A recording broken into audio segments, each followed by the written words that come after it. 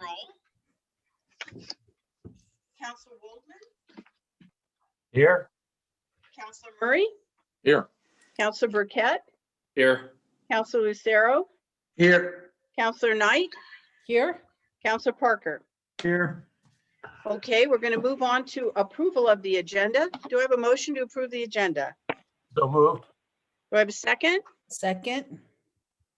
Second. All, yes, thank you. All in favor?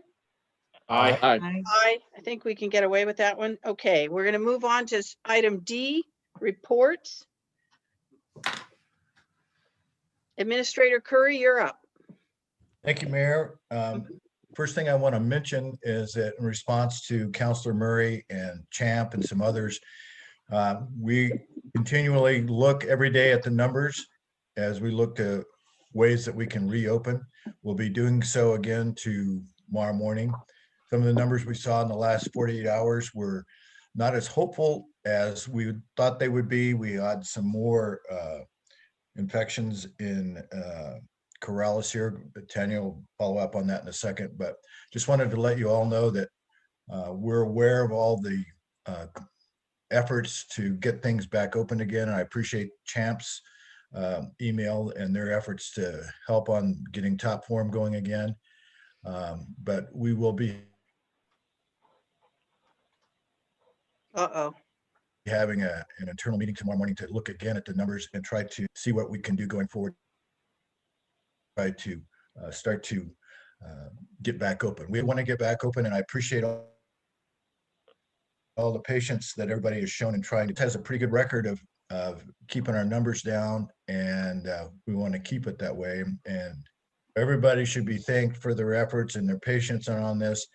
But we too are just as anxious to get rolling as everybody else has in the most cautious way and prudent way possible. So with that, I'd like to turn it over to Tanya to give a complete all things COVID update.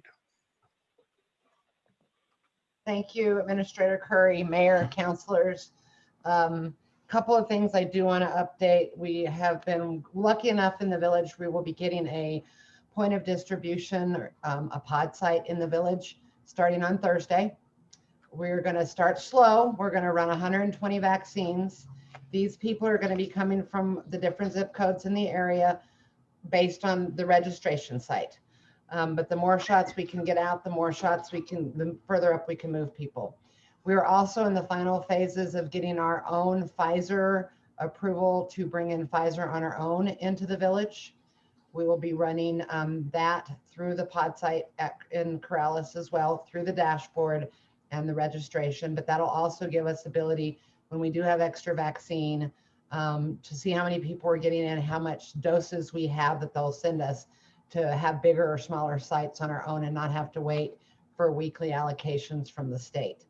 I think Ron has already signed some paperwork on that. Dr. Brody is working on it.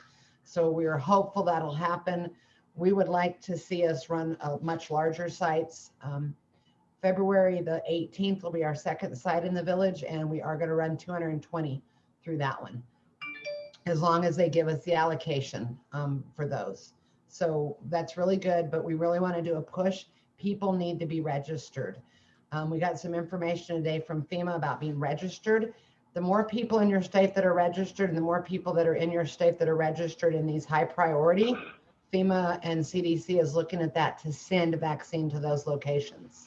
Plus, you know, big shout out to New Mexico. We're number 2 in the nation as of last night for our percentage of getting vaccine into arms that comes in. So that to me is just amazing and worth the hours that myself and a lot of the village staff have been standing in the cold vaccinating. Some other numbers that people had asked about are in Corrales, we've actually been doing much better. I'm really proud. We had some major spikes where we were running a 14-day average of 40 and 50 cases. Our 14-day right now is at 15 cases. Our 10-day is at 9, and our 5-day is at 3. Yesterday, our 5-day was at 1 because we had no cases. We had 1 case in those 5 days. So we are doing better, but we are in that metropolitan area, which Rio Rancho, we know is going to keep having high numbers, kind of like Bernalillo County.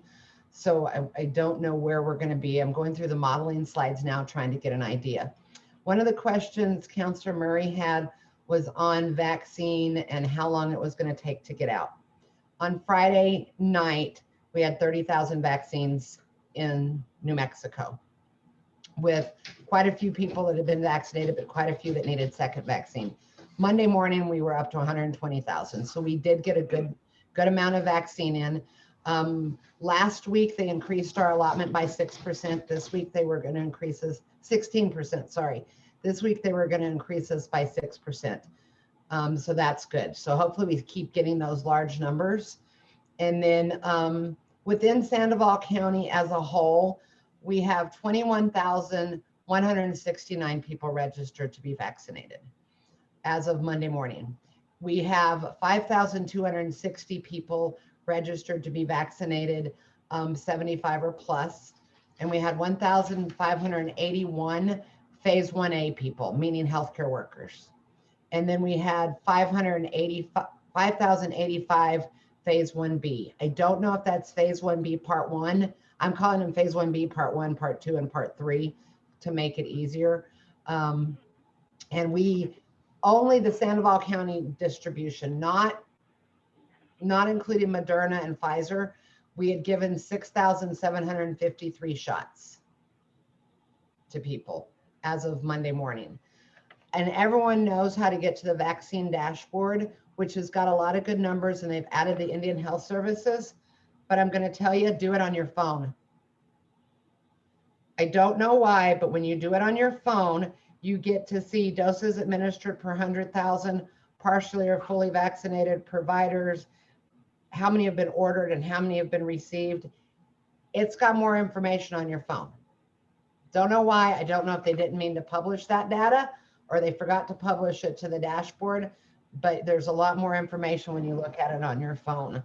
I do know that we've actually in Sandoval County as of Friday, we had given it people in Sandoval County, we had over, let me see if I can pull it up and if it's changed. We had 10,453 vaccinated within residents of Sandoval County, not given in Sandoval County, but Councilor Burkett's medical, he may have gotten his in Albuquerque. They get count for giving a vaccine, but we get count for you having your vaccine if you've gotten it. So people are getting vaccinated. I vaccinated a person today in Sandoval County from North Albuquerque Acres, and I had 2 people text me and call me and ask if they should take their appointment at Expo and at Indian or Hispanic Cultural Center. I'm like, yes, take it. If you've got a thing, please take it. Don't wait on us. When you get that chance, take it. If you do know elderly people who are going to go to Expo, because it's a walk-in event, which not all of them can do, and I don't blame them. I don't want to go to a walk-in event. If you tell them at the gate you can't walk or you have mobility issues, there is an outdoor lane for you.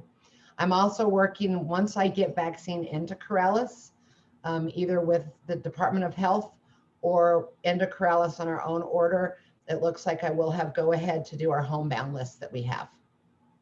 So we do have a list of people that are homebound that we will be making arrangements with Chief Martinez to let me have a couple extra EMTs to do some leapfrogging, so I can leave someone at that house to do their 15 to 30 minute monitoring while I go vaccinate someone else, and then they come there because it does require some logistics to do the homebound, but we really want to get that done as well.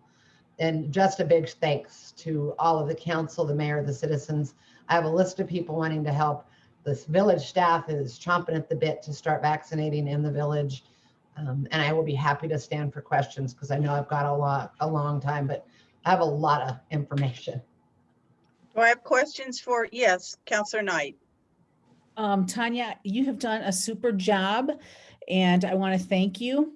I had a constituent call me probably about 5:30 this afternoon, and she just said that she had read or heard on the news that Sandoval County was like one of the last counties on the list as far as getting the vaccinations. Do you know anything about that? Oh, yes, and I'm glad you actually mentioned that. So Sandoval County is the 4th populous county in the state. So when we're at 7.1 and 27th in the state for vaccination percentage, We had given 543 or 53. It was just over 10,000 vaccines. We were fifth in the state or sixth in the state for actually giving vaccines. So the number they're looking at is percentage of population. So when you look at Union and Guadalupe that are the highest percentages, they're in their 40% of vaccinated in the state. They've given under 1,800 vaccines. So they kind of need to look at that's why I said the mobile one gives you those numbers, because we have roughly 150 to 170,000 people in our county.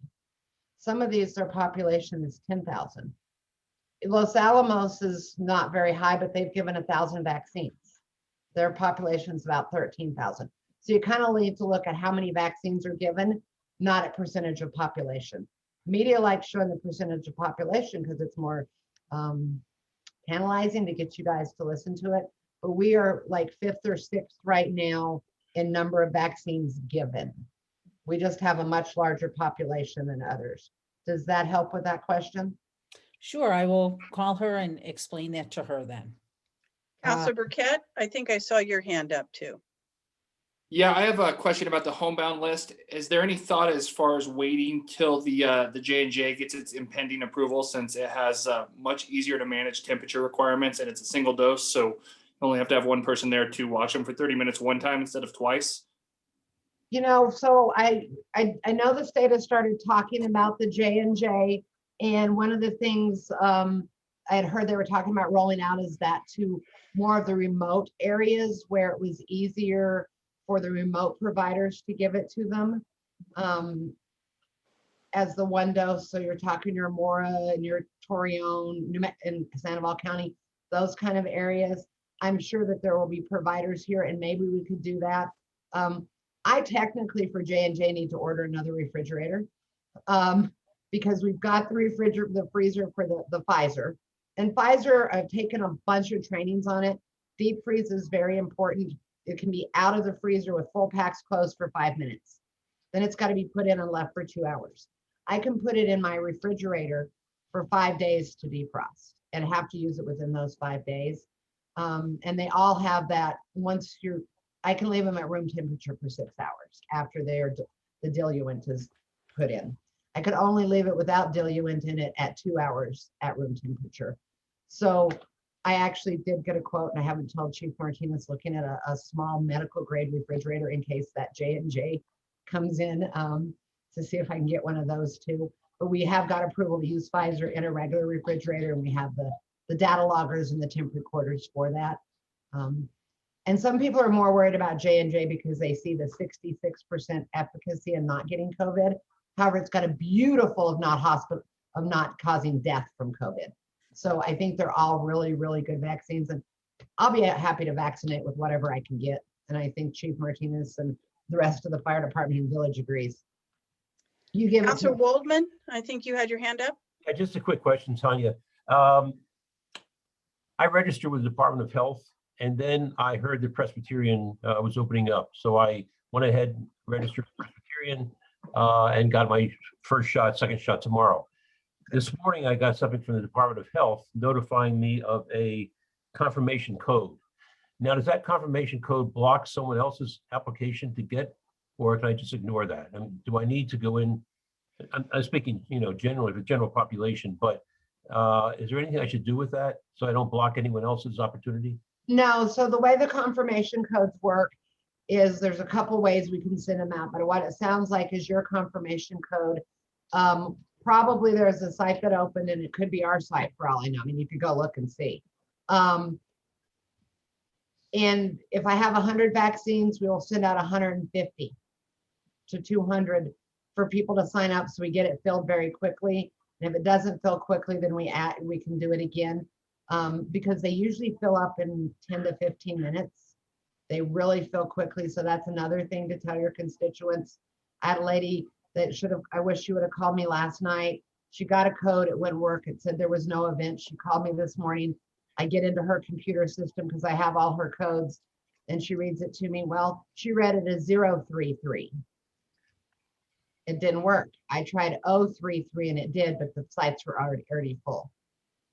So that 0 and O, if it's not working, kind of need to be fixed. So you're fine if you won't take anyone else's. But Okay. when did you go into your system and log that you got your first dose at Press? You mean from the code that I got this morning? No, so you need to, if you get your first dose, not from Department of Health, when you log into your system, when you first log in at the bottom of the page, it says, click here if you received your dose. You click there and put your dates and your manufacturer in. Then you do that on your second dose and that will take you out of the list. Okay, okay. great. Counselor Murray? Thank you. Yeah, thank you. Tanya, thanks so much for the report. But the Sandoval County Emergency Manager, Seth Miller, said that they would be allocating all the doses for second, for the people who need the second doses. Is there, I mean, has Sandoval County already fulfilled that, or are we going to be still waiting before the other allocation starts? So, Counselor Murray, I listened to that. The state is prioritizing second doses to make sure we keep people caught up.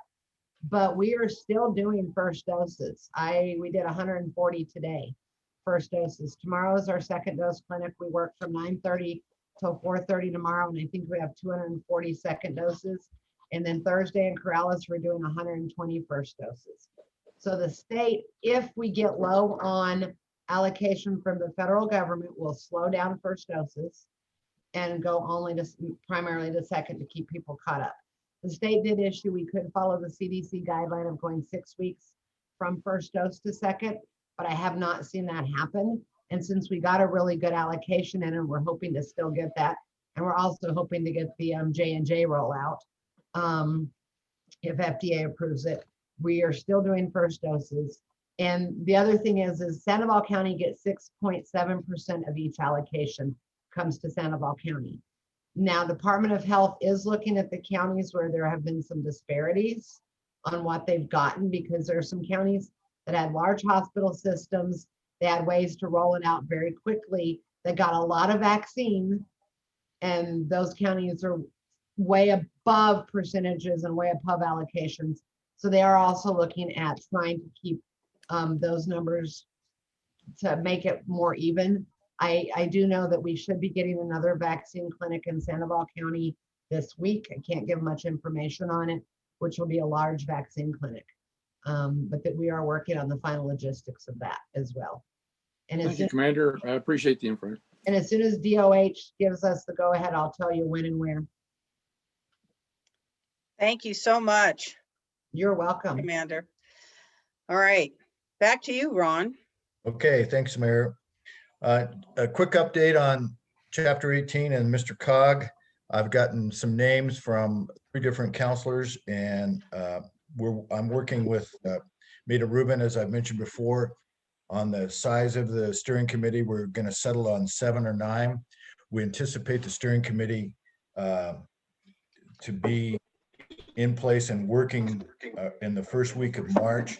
So I'll be reaching out again to the counselors who have contacted me on suggestions.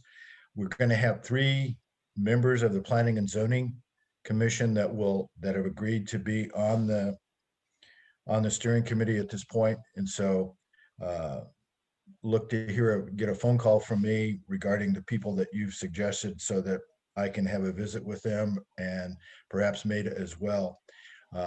I'll reiterate again, this is going to be a working committee where we're anticipating a minimum of 4 hours of committee work a month, every 2 weeks, 2 hours every 2 weeks, and then whatever prep time is necessary. And the meetings will be shorter if the prep time is longer, just like anything that we do in life. So, so I'll be reaching out to you, and Maida is really excited to get this done. And it's, like I said, once we get rolling, it's going to be, I'll be appreciating the efforts of everyone that's putting their time in to do this. Next thing I want to mention is I'm going to turn it over I to think you Aaron. have a, Ron, may I? I think sure. you have a question from Counselor Knight. Is that Counselor okay? Knight. Yeah, Sure. Counselor Knight. Yeah, I just wanted to know, once the committee is formed, can we get a list of, say, the top 5 things you're going to be working with? Because I know I've talked to P&Z about things that are important in my district, but I would like to know what other districts are focusing on and things like that. So can we get a list of maybe the top 5 areas that you're working with? Absolutely, Counselor. One of the things that we want to do on this committee is invite as much public input as possible. And so getting that information out as to what the priorities of the committee will be is imperative. So absolutely. Okay, thank you. So at this Go point, ahead. I think that's, okay, at this point, I turn it to Aaron and possibly Randy to talk about rolling quorums. Yeah, thank you. Very ominous sounding. Yeah, thank you, Administrator Curry, Mayor and counselors. We just thought it would be a good idea, especially with a new counselor among us and with very little direction or training available for the new counselor. He had asked us a question earlier this week, and so I figured now would be an appropriate time just to briefly remind everyone the rules of rolling quorums. Obviously, we don't want to create a situation in which a rolling quorum is present. That's when communications outside of a council meeting such as this are being had by multiple counselors, and that can be via email, via phone. It's really easy to slip up. We all have made mistakes, and especially for village employees, we try very hard to BCC if we're sending something out to council. We sometimes forget, but the long and the short of it is, you know, obviously if you receive an email from a village employee that has everyone listed, just have it in mind that we don't intend to create, it's only when you respond that a rolling quorum becomes present. So if you have a question, either directed directly to the employee or, you know, BCC it to all the other counselors. But at the end of the day, it's a really simple, easy mistake to make. And we have all made it at one point or another. And especially for new counselors, we just want to make sure that they understand that, you know, it's fine to have communication with your fellow counselors or with administration. But obviously you do want to do it in a setting which is open to the public and isn't creating a quorum where, especially where policy is being decided. It would be very bad if, you know, say we were like looking at an ordinance and I accidentally, you know, in the packet, send it to everyone. And then you just started to discuss how you were going to vote or concerns you had with it. That should be done in a public setting, in an open setting such as one of these. Obviously, that has never happened, at least in my tenure here. But again, it's just an extreme example of how it can happen. And I don't know if Randy wants to hop in and say anything or if I've covered all the bases. You did a good job, Aaron. Just real briefly, kind of the key is that when you find yourself doing more than scheduling or talking about when the meetings are going to occur, and you get into the substance of what's on the agenda and you're doing it between counselors, that's when it's a problem. If you're doing it between you and staff, that's not a problem. It only runs into a rolling quorum when it can look like you're actually doing public business over the phone or through an email. So that's about the best guidance I can give, is don't be having emails with the quorum of the council going back and forth about the subjects of what are going to be on an agenda, or really any matter. thank you. I think we have a question from Councilor Waldman. Yes, Randy and Aaron, when you is the strict definition of quorum, so you're talking about 4 or more counselors or between any 2 counselors? My understanding is if it's more than more than 3 counselors. Well, and yeah, for your body, for the number of people on your body, that you're right, there is a larger number for a quorum. But as soon as you get over you and a friend, and even the 2 of you shouldn't be doing business about what's on the agenda outside of a meeting. So But yes, for sure, if there are 4 or more counselors on an email chain and you start talking amongst yourselves, that could easily result in a complaint if somebody did an IPRA for those communications. Thank you. Randy, this is Joanne. When I was on P&Z, we had a situation where it was very inadvertent. One planning and zoning commissioner would say something, and then somebody else would chime in, and then maybe it would roll down to somebody else. And we just kept adding people, and that also was a problem that I think people hadn't really thought about it in the beginning. This was back in the dark ages when we really first started using email, but it wasn't just that we were all there at the same time. It's this, that it would be like, hey, so-and-so had a great idea, or what about this? And it actually was not good, not right. That's exactly right. That's a great example of it. It doesn't have to happen all at once. It can be over time, and then people just keep responding at different times to the email, which unless it's only about scheduling, is not a good idea.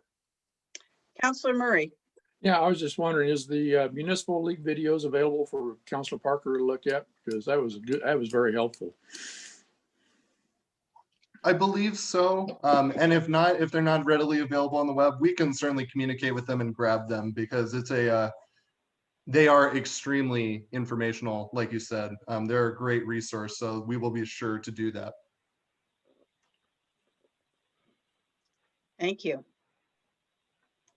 Ron, did you have anything else you wanted to add?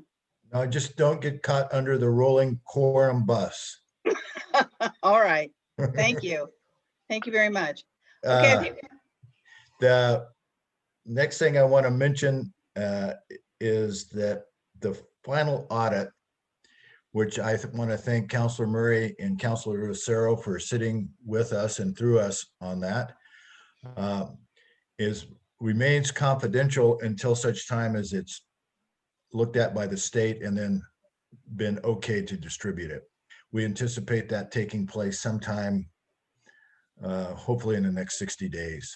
But the state, and I will say, quite honestly, our auditor, were running a little bit behind this year, and we were running a little bit behind as well. But we had a good, robust discussion on our audit exit that the 2 counselors sat in on. But I just wanted to let you know that's coming out sometime, hopefully within the next 60 days after the state has reviewed it. I also wanted to mention that on Thursday, Councilor Woolman and I believe maybe one other counselor at night will be meeting to discuss some of the progress and plans going forward on the Thompson fence line and all the stakeholders and constituencies that are involved in that. And I think Councilor Woolman might want to add to that at some time during the meeting as to what we're doing, but I think it's going to be a good discussion of ideas and what we're doing and what we're planning, and things that have already been done and things that might be subject to some change. One other thing that's important is we're in the process of defunding ourselves from phase 2 of Meadowlark. And that's going to require us returning some monies, which we're in the process of doing, to the federal government, so that we can be set free from some of the things that we need to do to get that project going. And it will allow us to, I believe, start working on phase 2 and getting public input, regardless of where we are litigation wise on phase 1. But this is a big deal, I think, in that we've worked with the state and the feds on this, trying to get this done. And the bottom line for what it's going to be is that it will give us more freedom to work with the village residents as to what they want on Meadowlark phase 2. So I'm looking forward to that and wanted to let you know about it.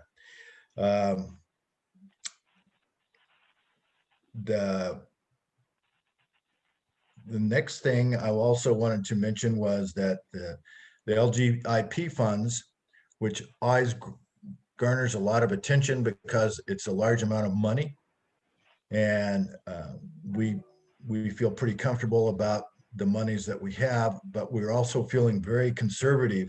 At least I'm feeling very conservative as I look at these monies. And so we're going to be working internally with some of our folks on the financial team that we have, perhaps with Jill Sweeney and others, as we come forward to talk about what we should do with this money or not.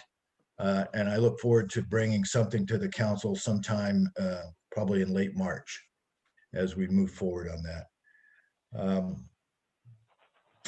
I wanted to turn it back over to Aaron for one last thing to talk about some reimbursements that are good news. Well, Aaron, you want to do that? Yeah, absolutely, Administrator Curry. Madam Mayor, councilors, we got some really great news from the state today. We have finally gotten official in writing bona fide grant agreements for capital outlay money that we weren't sure we were going to get. We have 5 grants that we're going to be going through in the next meeting. Well, 4 grants. We've already approved one of them, which is the $25,000 for the Casa San Isidro wastewater and fire suppression line. That's already, we're just waiting for one little piece, and then we can send it back to the state and get that project started. The other 4 grants that we just received this afternoon are $40,000 for animal control vehicles and equipment. That's really great news. I know that they've been itching to either buy a new truck or possibly get a new livestock trailer. So they'll be working on kind of prioritizing what their items are going to be. We still have an additional $40,000 on our current ICIP list. We're hoping we might get a little bit more and that they can get quite a bit more equipment going forward. We also got $225,000 for a water tender for the fire department. That'll be for Wildlands. They're really excited about that, I know. Also for the fire department, they got $325,000 for the fire suppression line. That's always pretty much ready to go. I know that Anthony and Tanya are itching and ready to go, and that one can be turned around nice and quick. The final one is $95,000 for police station remodels. I know Vic has been waiting on that forever. So we're really excited that we got this money and that we'll be able to use these funds, especially ones we weren't certain we were going to get in this next couple fiscal years. Councilor Aaron, Wolf. Yeah, just a quick question, Aaron, on the $40,000 for animal control. It sounds like the others are pretty much earmarked for specific projects. Are these general funds that could be used for animal control? Sort of. It is specific to vehicles and equipment. Equipment is a little bit of a vague term. They wouldn't necessarily, again, it wouldn't be to fund a payroll for them or anything like that.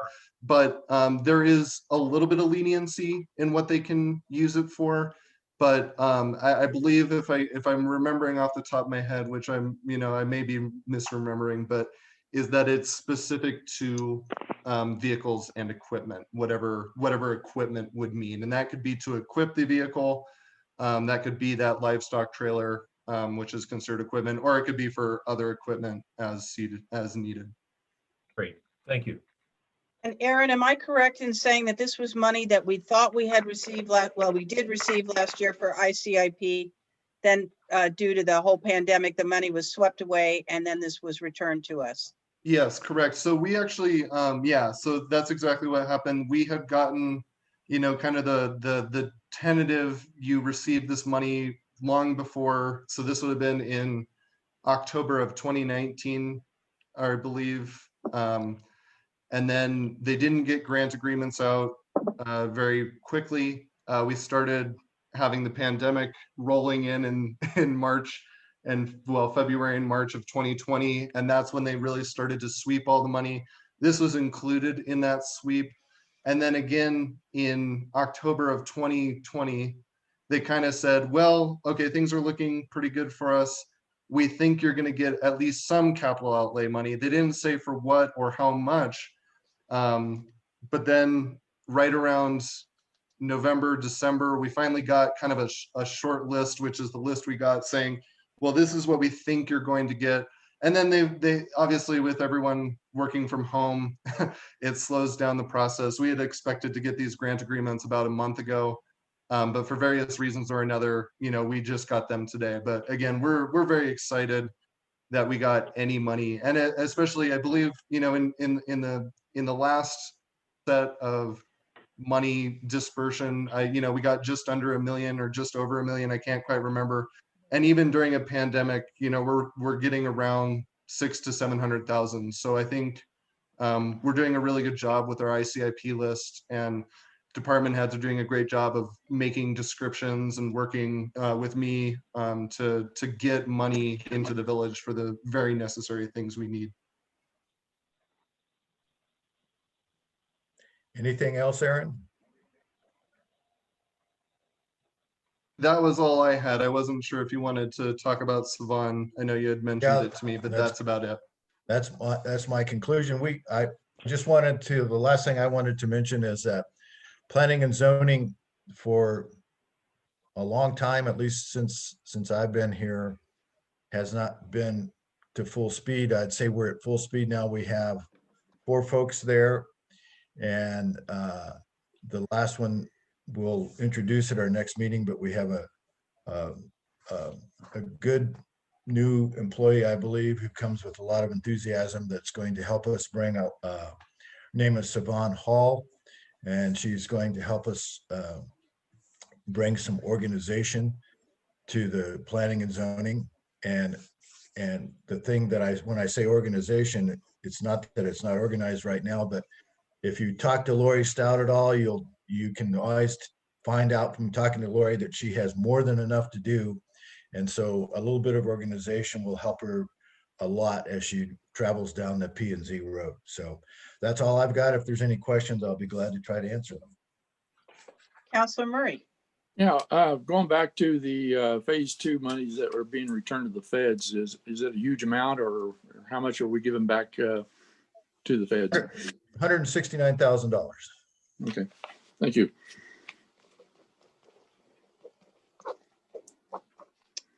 Okay, I think that we also have a Q2 financial report. Raina, Ron, do you have anything you'd like to add about that?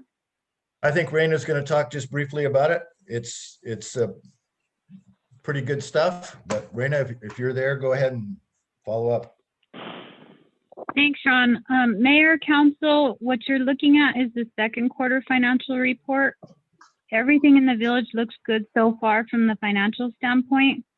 We're still closely monitoring our gross receipts taxes and hoping that they'll continue to go up. And you all are welcome to sit with me at any time if you need help understanding any of these reports or any aspect of my job for that matter.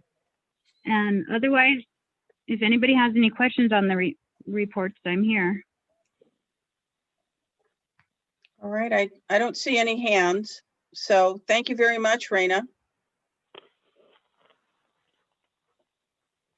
All right, I think we'll move now into the Councilors Forum. This section's for information purposes only, not for discussion and debate, to inform the governing body of an issue or concern that would not be addressed on the agenda during the business session. Do I have anybody who wishes to speak? Councilor Knight. I'll get to you, Karen, promise. I just wanted to bring up, I hope in the next meetings to come that maybe we can get the Nature Conservancy, Sarah Hertog, to come and talk to us. I sat in on her Zoom meeting about the Harvey Jones channel, what they're planning on doing, and it was pretty interesting. I think it would be good information to share with all the other counselors. Ron? Yeah, that's good, Councilor Knight. You know, the committee, which I've been spending some time with, and I know Chief Martinez has as well, and also at times Michael Chavez has been spending some time, but those 3 days of public output, I think, help to explain what's going on, and it's going to be, I think, a very impactful project, not just aesthetically, but also obviously as far as control of floods and things like that. And one of the things that they've talked a lot about doing it is that we've gotten a lot of complaints over the years about mosquito infestations up in the Harvey Jones Channel and the concerns that people have. And that's one of the things that they're trying to address through this redesign of the channel. So good. And we'll get Sarah here. She's already committed to me that she's going to come down and spend as much time in front of this body as we need to have her. Thank you. Councilor Lucero. Thank you, Mayor. I just want to take a minute and I want to acknowledge and commend our outstanding animal control officers, Bria Latin Montano and Kat Keller. I don't think you've had to spend a lot of time in Corrales to know that, you know, we have the best in the business when it comes to, you know, doing their job. I just want to address an incident that took place. If you'll indulge me for a minute, an incident took place here that was brought to my attention recently here in the village. And Chief, if I leave anything out, if you can help me out here, but we had a hoarding case here, a hoarding incident here in Corrales to the tune of about 65 animals. In Bria and Kat, they pulled every resource, every phone number they had, and they were able to place and house all 65 of these animals. We're just talking dogs and cats. We're talking, you name it, a little bit of everything. And with the efficiency and the resourcefulness that they displayed as far as reaching out to their governmental partners, their Bernalillo Animal Control, Sandoval County Animal Control, a big thank you to them. Also, our great animal rescues right here in Corrales. Now, for sake of the investigation, I won't name them specifically, but a big thank you and shout out goes to them. But, you know, I think constantly our animal control, they do a lot with a little, and they make and they go real far, and they're outstanding employees, and a big shout out to Bria and Kat for all the work they do, along with, especially in that particular incident.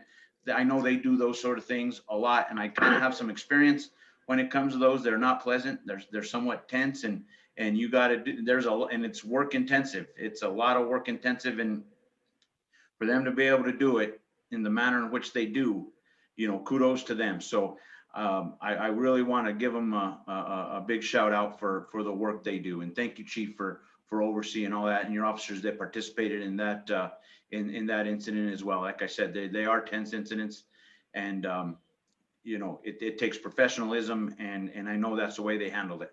So shout out to them. Great job. Thank you, Mayor. Thank you. All right, I don't see anyone else, so we're going to move on to the Corraleños Forum. This section is for information purposes only, not for discussion and debate, to inform the governing body of an issue or concern that would not be addressed on the agenda. Aaron, do we have anyone for the Corraleños Forum this evening? Yes, Madam Mayor. I have one letter that I'm going to read, and then I didn't see Bon Bagley join us, but I did see Janet join us, and maybe she can talk about the CEAC had signed up for the Corraleños Forum, but I'll get there after I read this letter. This first letter is from Bonnie Gonzalez, and it regards the Corrales Growers Market.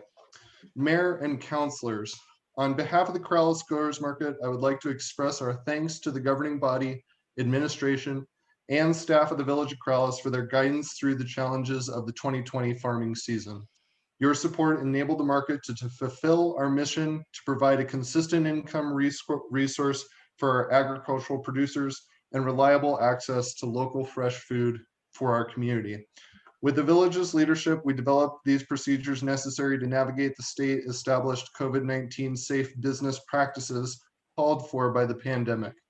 The village went further by providing expanded access to the recreation center and guidance for the CARES grant funding application.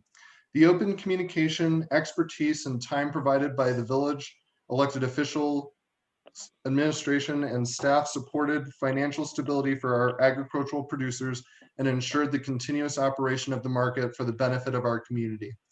In an atmosphere that was heavy with isolation for us all, we believe that the consistent operation of the growers market was an example of our cohesive strength as a community and the stability of the partnership between the market and the village.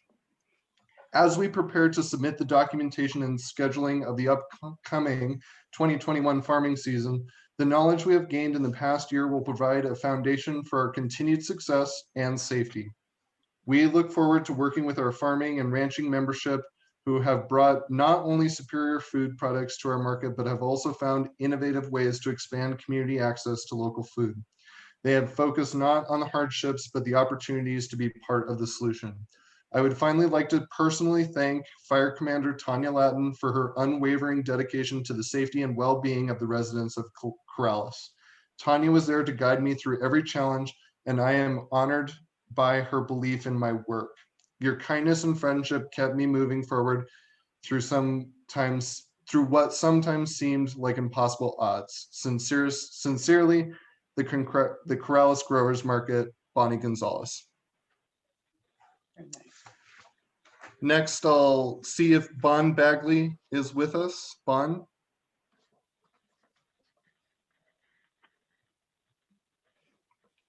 Okay.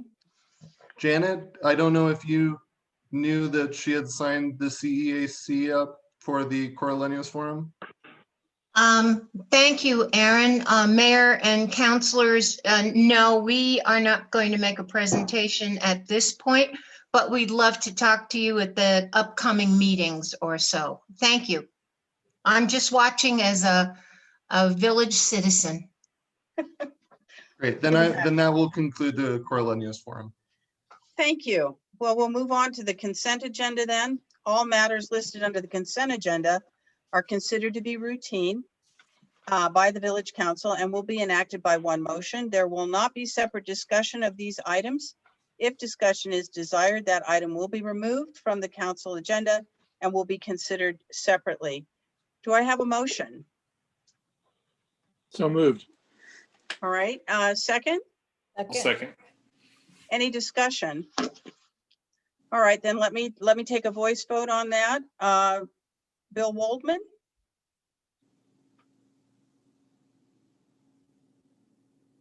Sorry, aye. Okay. Stuart Murray? Aye. Zachary Burkett? Aye. Kevin Lucero? Aye. Mel Knight? Aye. Tyson Parker? Aye. All right, thank you. The minutes for January 26th have been approved. The new business, we're going to move on to new business. The first item on new business is consideration, action, and approval of resolution 21-004.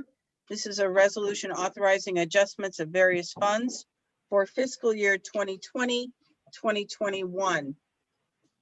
Do I have a motion on this item? So moved. Move to approve. All right, I have competing ones. I think Stuart Murray got in there first, and I think Bill Waldman was the second. Discussion? All right, hearing none, we're going to take a vote. I'm going to switch it up a little bit. Kevin Lucero, Aye. Mel Knight, Aye. Tyson Parker, Aye. Zachary Burkett, Aye. Stuart Murray, Aye. William Waldman. Aye. All right, fine. Now we're going to move on to item number 2, which is proposed ordinance 21-02. This is amendments to the Tree Preservation Advisory Commission. This is a discussion item tonight. And I think I will have Village Administrator Curry kind of lead off. Then we will have public comment if there is any. And then perhaps Kevin Lucero, who's been also quite involved with this, will make some comments. So Administrator Curry. Thank you, Mayor. This is a proposed amendment to the ordinance that we've been working on for at least the last 5 months or so. I want to thank Councilor Lucero for his help on this. And what you've got before you tonight, and I know there are some folks that have some comments on it, is what we're proposing to do to amend the ordinance. And the quick and dirty on it is that we want to amend the ordinance so that we can go forward, or the group can go forward after the mayor would appoint a tree committee, if the village council so decides, to start working on a tree plan for the village.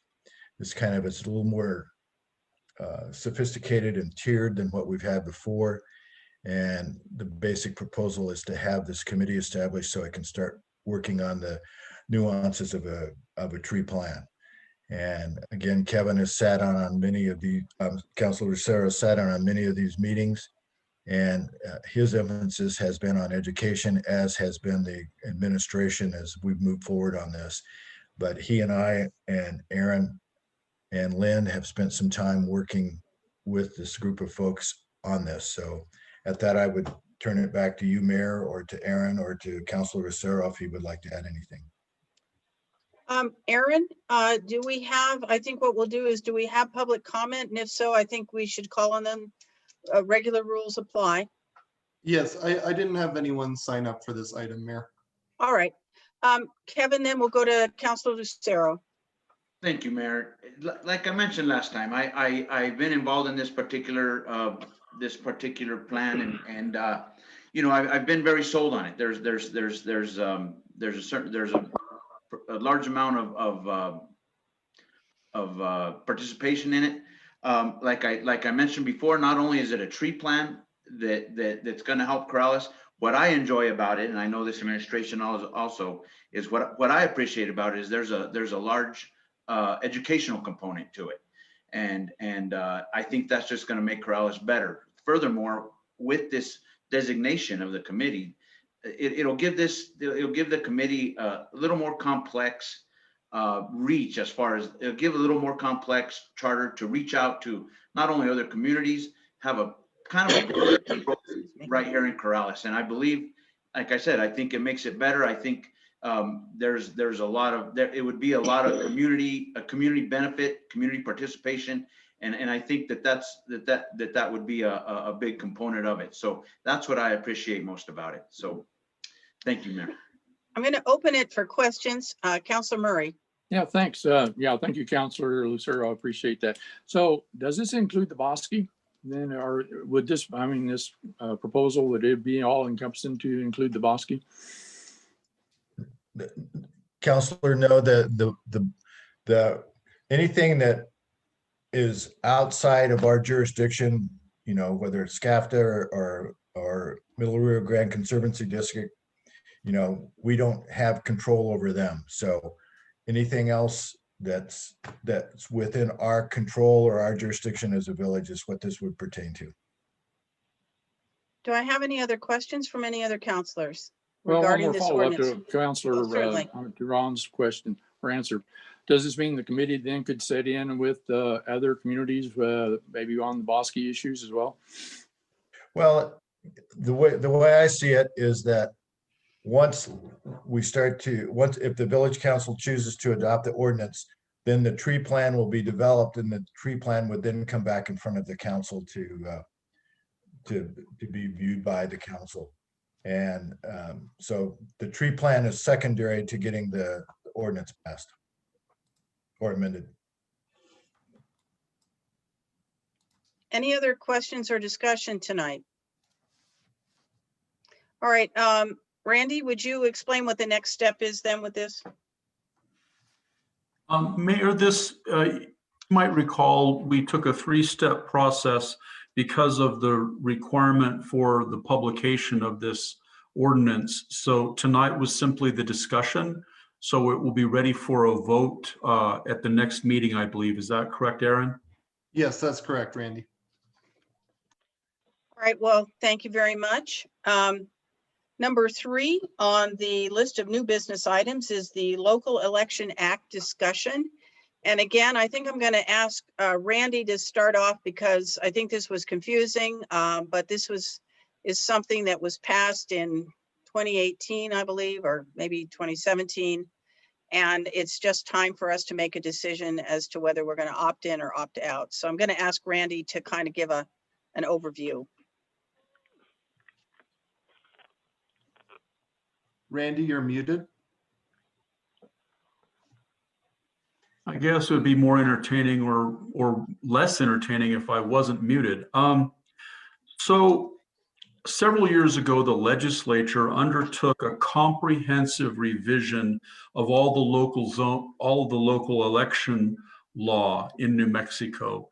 And there used to be separate election code and separate procedures for local municipal elections. That was all repealed, and they put into place what's called a local election act for the state. And what they attempted to do is place all local elections on one day each year, which would be the first Tuesday in November of odd numbers years. So just opposite the general elections that we just had for state offices. It would be in the off Novembers and the odd years. So that was going to be the regular local election day. And the idea was to put all those elections on one day. It will streamline the process. You won't have February school board elections, municipal elections in March, and other random elections throughout the year. And the thought was that we may increase turnout. It'll save a lot of burden of resources on the county clerks of the state. They allowed municipalities like the village of Corrales to continue to have their elections on March, the first Tuesday in March of odd numbered years. Even. You're right. So the regular local election day was odd numbered years. They allowed municipalities to continue to do what's called a municipal election day on the first Tuesday in March of even numbered years. So what that did was left municipalities with an option. We chose to leave our elections on the first Tuesday of March in even numbered years. Every odd year now, you will have the option, if you choose to pass an ordinance by June 30th to opt in to the regular local election day elections, which would be the first Tuesday of November of odd numbered years.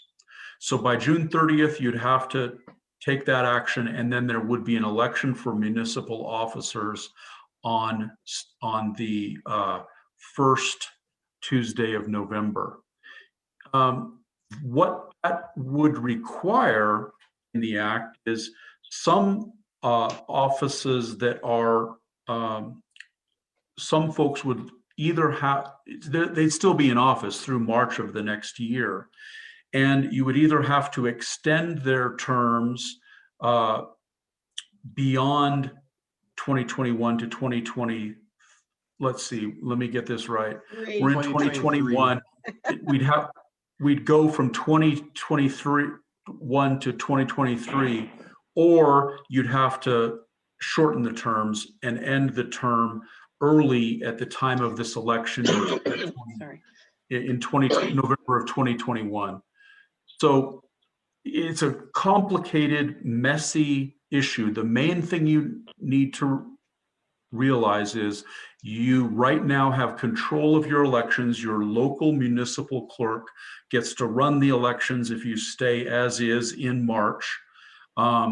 If you choose to change and go to the regular municipal election day in November, it will shorten the terms of those elected officials that are up for election in 2022. Or you could lengthen them till 2023. So the other thing that it does, if you change to regular municipal elections, the local municipal clerk no longer runs the elections. They're run by the county clerk. They do have to place one polling place within the village, either a mobile polling location or a satellite polling location, but the county clerk gets to choose where they place the polling place, and then they run the election. The local entity does not control that election. Then the clerk operates it, and then they send the municipality a bill for running that election. I don't have any data. I think it would be worth talking to the municipal league to see what those bills have looked like, how much it's costing local municipalities for the county clerk to run their elections when they've chosen this November election day in odd numbered years. Another issue with that is there are there's slightly different procedures that are followed in either case. What happens with your municipal clerk, what happened in would happen in 2022 if you don't change things is they will maintain control of the election. You pay for the election yourself, and you just get the cooperation of the county clerk, and they can still bill you for their assistance and the Secretary of State. Those are the primary differences. The other thing that happens is you are on a ballot with many other entities if you choose to go on the regular local election day in November of 2021. You would be on there with school board elections and so forth. Whether that's good or bad, I'm not sure, but it does change the way people are used to voting. And I do not know what that effect would be in Corrales. So that's kind of the things that I would look at is cost, whether there's anything, whether we like having our elections in March or whether it would make sense to try to change them, and then the effects that it would have. And we could obviously go into this in more detail if there is a desire to really analyze whether we should put an ordinance on for adoption before June, at the end of June, or whether people are comfortable with continuing on having their elections in Corrales on the first Tuesday of March of even numbered years as we have in the past. And I'd stand for questions, and I'm sorry, it's just kind of a confusing piece of legislation. It's not easily understandable, and there are a lot of questions that require research. So you would need Aaron and I to dig into that with the Municipal League to answer specific questions about costs and what people's experiences have been with that regular municipal election day. Councilor I stand- Parker. Madam Mayor, can I jump in before Councilor Parker really quick? Of course you can. One thing that I did want to mention, and again, I think Randy has mentioned it's going to take some research, but as far as I can tell with my discussions with the Secretaries of State's office, as well as the Municipal League, is that there is no longer an assessment fee for the county running the election. So what that means is that actually our cost is very minimal at the end of the day, if anything.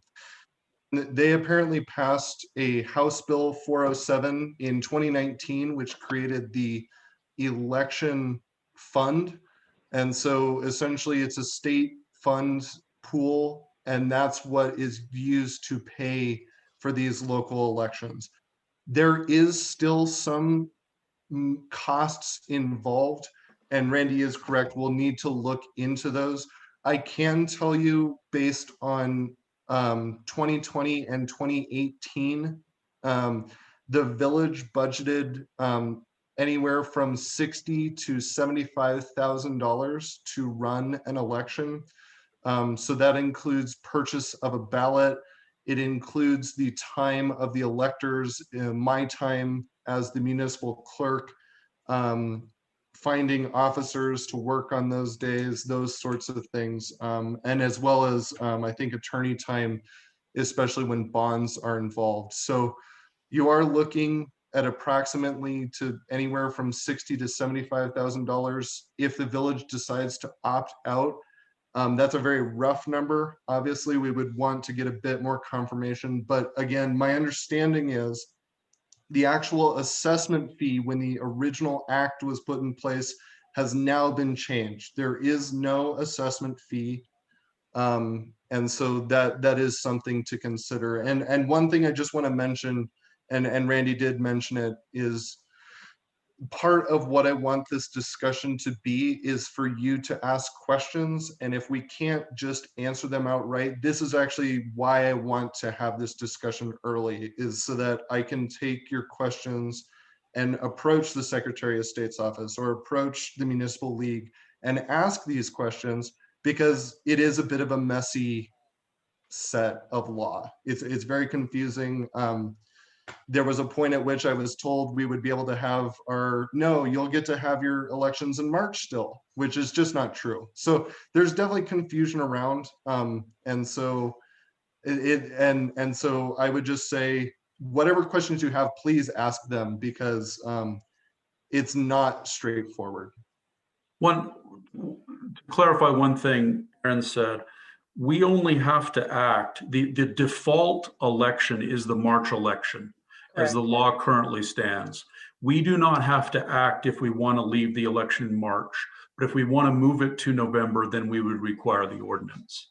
Yeah, apologies. What I meant by the March was we would be able to opt in and still have our March election, which is just not true. It's only if we stay opted out that we would continue to have our regular even-yeared March election. Thank you. Councillor Parker.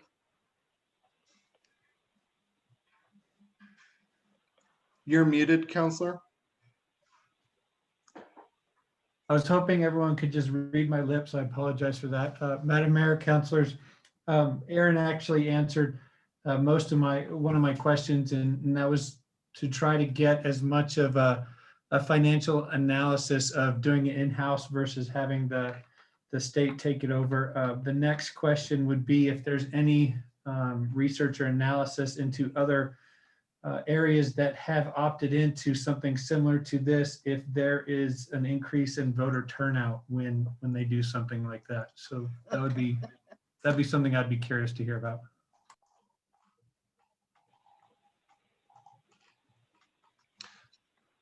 Do we have a?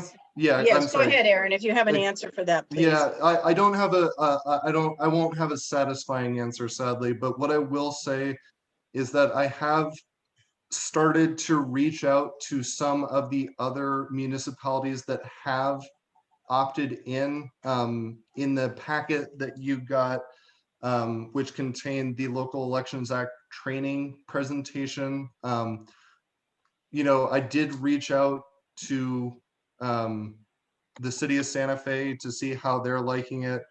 I tried to reach out to some smaller communities like ours that have opted in. Los Ranchos is one of them. So far, they seem to be perfectly content, but there's still quite a few on the list that I would like to reach out to that are of our size, especially, that would help guide that discussion and decision. Do I have any other questions? And for some reason, yes, Councilor Lucero and then Councilor Knight. Thank you, Mayor. Aaron,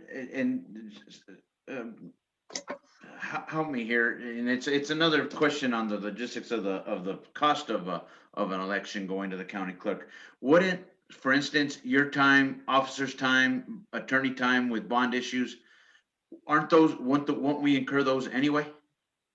So the short answer is yes, but in a further decreased capacity. Because the county clerk takes over the election. So for instance, if you wanted to run in this, say we opted in and you decide you want to run, you have to declare your candidacy through the county clerk. It wouldn't be through me. The officers, like the elections officers, are determined by the county clerk. They're not determined by me.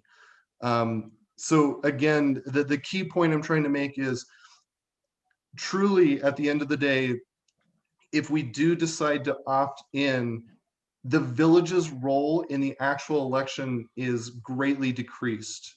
All we really get responsible for at the end of the day is canvassing and posting notice of election. But again, all of that gets routed through the county clerk to me as the municipal clerk rather than the other way around. Councilor, thank you. Councilor Knight? Yeah, I just wanted to make sure I had my head around this. So you had said that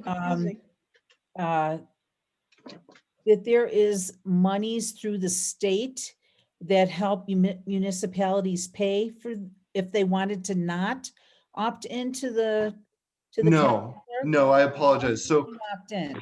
if we decide to stay opted out, the entire cost of the election is still on the village.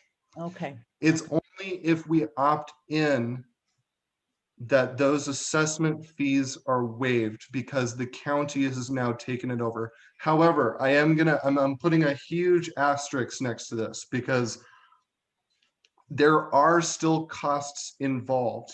I just don't know what they are in terms of they are not our normal costs. Like we aren't having to purchase ballots, say.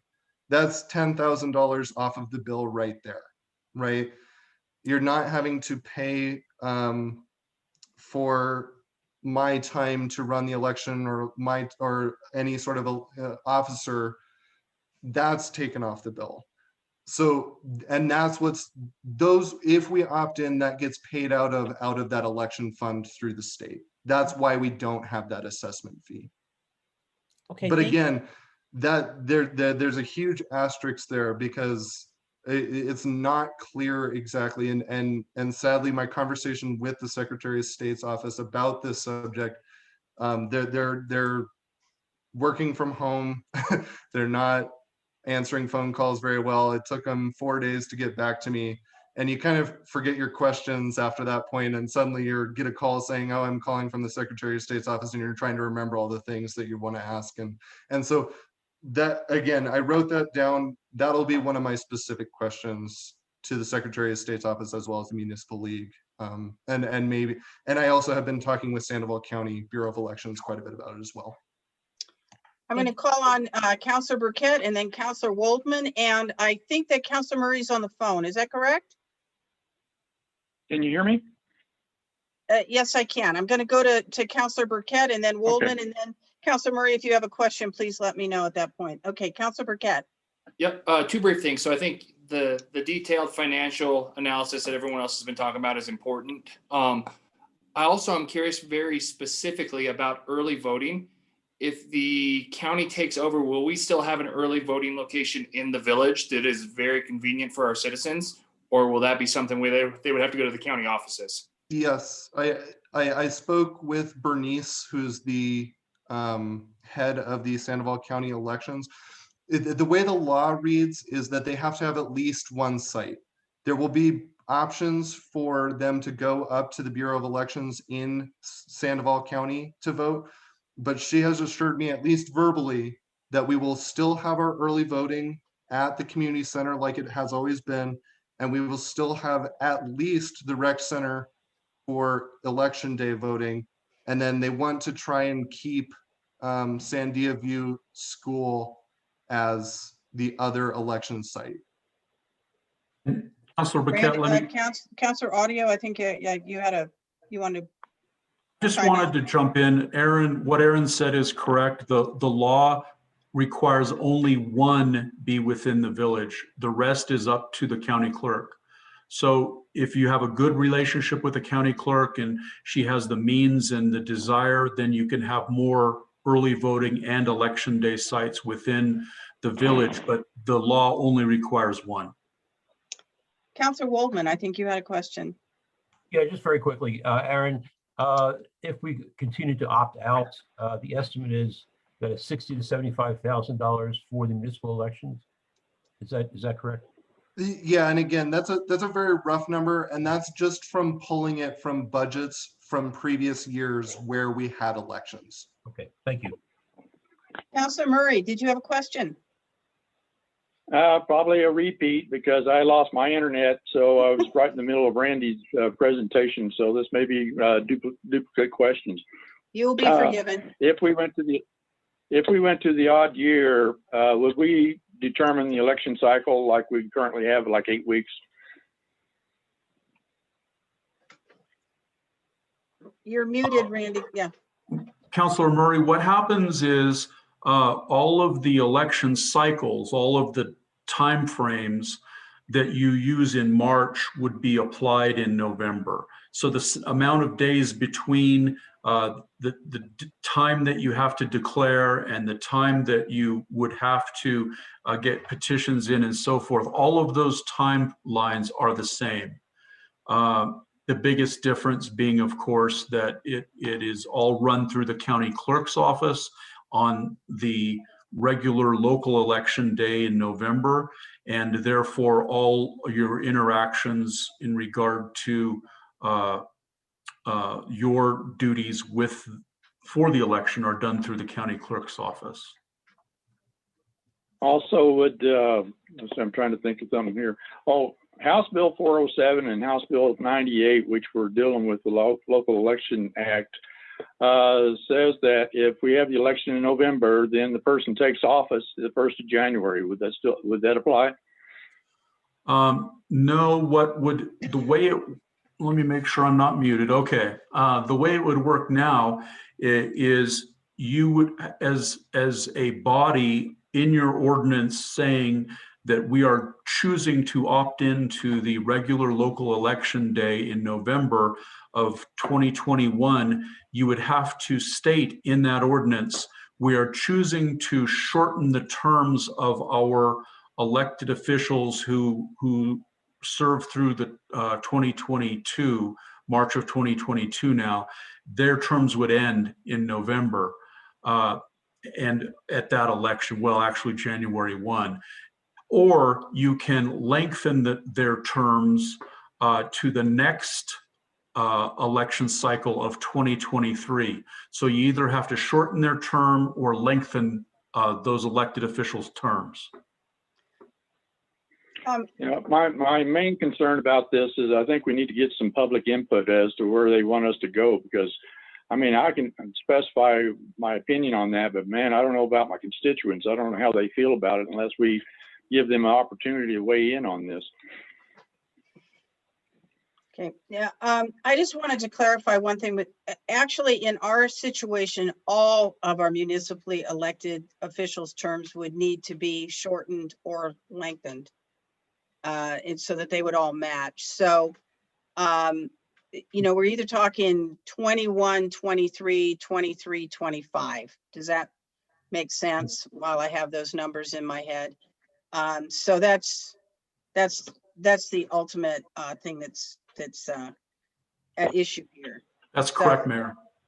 I think that actually the counselors have asked a lot of excellent questions that have to do with the financial impact. I will say that I think Aaron has been, and I think Mr. Audio and even Mr. Curry have been attempting to get more information from the municipal league, the legislature, and surrounding communities. It's been a little slow in coming, but we do have time. So I think that's good. We will be able to get, I will say that originally many municipal clerks were dead set against this. And I think the state wanted to have the counties take responsibility.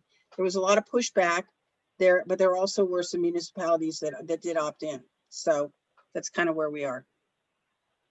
So, Mayor, I have one more question for Randy then. Go Randy, ahead. if we decide to opt in and go with the local election in November, this would all be one ballot. There would not be anything broken out just for Corrales, but we would have every local election body on that particular ballot. Is that correct? Or is it a custom ballot that gets printed out just for Corrales?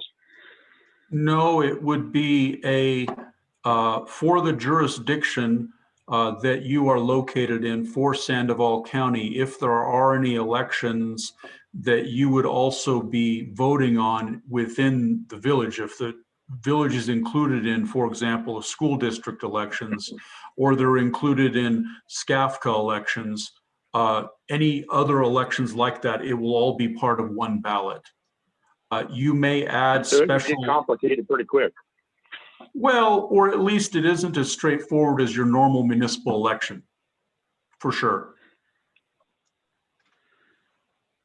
Okay, well, I think that's probably more information on this than any of us can really want to conclude any more of this. But thank you for starting this discussion. And clearly, Any of the counselors who have questions on this, please direct them to Aaron.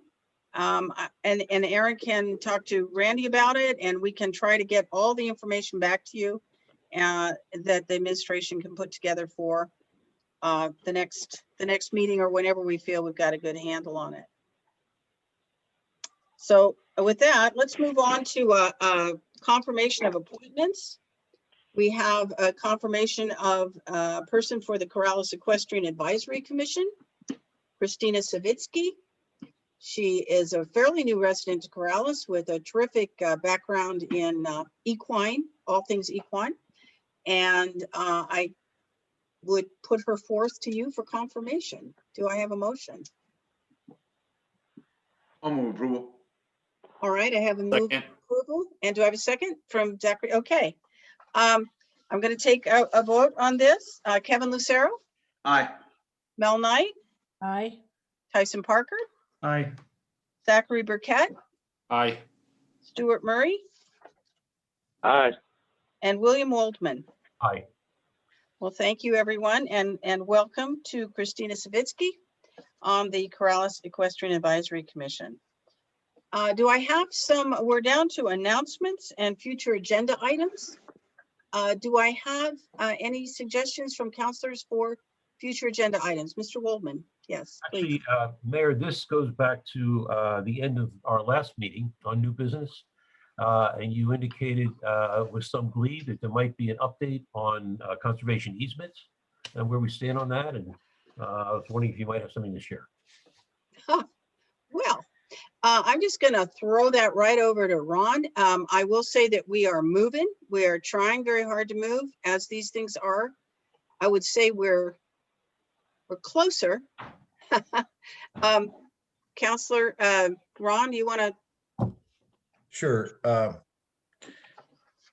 Councilman and council, we've had several discussions just this week already and the end of last week regarding conservation easement. And we've explained to the best of our ability that anybody that's interested in being considered immediately needs to get us information by the end of this month, because we intend, our company would like to issue a bonds in March. And so we need to have all the requisite information by the end of this month.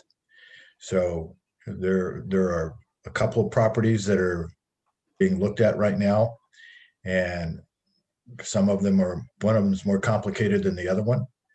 And so what we don't want to do, and we will not do, is we need some firm information right now. And we don't want to lose this bonding capacity that we have by waiting 2 or 3 months, and then the bond expires in March of next year. And some of these processes, as we all know at this point, can take up to 6-7 months time. You go through various appraisals, depending on how you go, whether you go through the New Mexico Finance Authority or whether you go through another authority. So we want any information that we're going to have, we need to have it by the end of February from the 2 entities that we know of right now that are interested in participating in this. So by the next meeting, by the next council meeting, we will have had another meeting with this group of folks that are interested in participating. So I'll be able to give you more information. But essentially what we've offered them is that if they want to play, if they want to participate, we need some good, solid information that we can make a decision on by the end of February. So I think getting back to what you're talking about, Councilor Waldman, that agenda item will be on the agenda just as soon as we can possibly get it before you. Great, thank you. Any other potential agenda items? All Madam right. Mayor? Yes, Aaron. I do want to mention that the village received today an appeal of a P&Z decision at their last meeting. So we will be having another appeal hearing coming up in March. The tentative date for it is going to be March 16th, but we still have some logistics to work out between the mayor, myself, Randy, and the parties involved. So that will be coming up, and expect to hear something from me relatively soon. Great. All right. I think at this point, not hearing anything else, I'd be very happy to hear a motion to adjourn. So moved. Second. It's done. Thank you so much. I appreciate everybody hanging in tonight, and thank you. We'll see you next time. Thank you, everybody.